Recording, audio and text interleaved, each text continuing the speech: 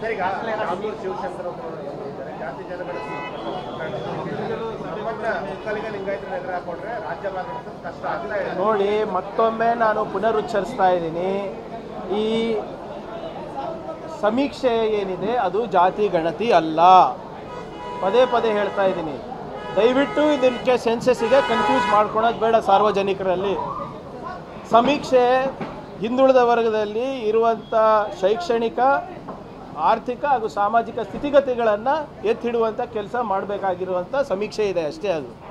ಅದು ವೈಜ್ಞಾನಿಕವಾಗಿದೆಯೋ ಅವೈಜ್ಞಾನಿಕವಾಗಿದೆಯೋ ಅದನ್ನು ಪರಿಷ್ಕರಣೆ ನಾಳೆ ಕ್ಯಾಬಿನೆಟ್ನಲ್ಲಿ ಆಗುತ್ತೆ. ಯಾಕಷ್ಟು ಅವಸರ ಪಡ್ತಾ ಇದ್ದಾರೆ ಎಲ್ಲರೂ?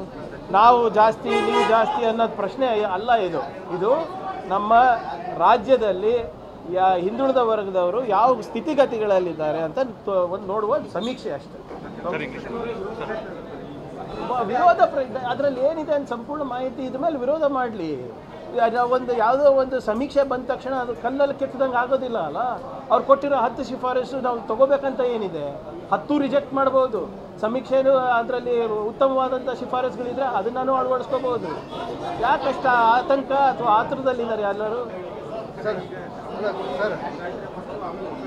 ನೋಡಿ, ಅದೇನೇ ಇದ್ರು ಯಾವುದೇ ಸಮುದಾಯಗಳಿಗೆ ಅನ್ಯಾಯ ಆದಂಗೆ ಅನಿಸಿದ್ರೆ ಅದನ್ನ ಲೋಪಗಳನ್ನು ತಿದ್ದುಪಡಿ ಮಾಡುವಂಥ ಕೆಲಸ ಮಾಡೋಣ.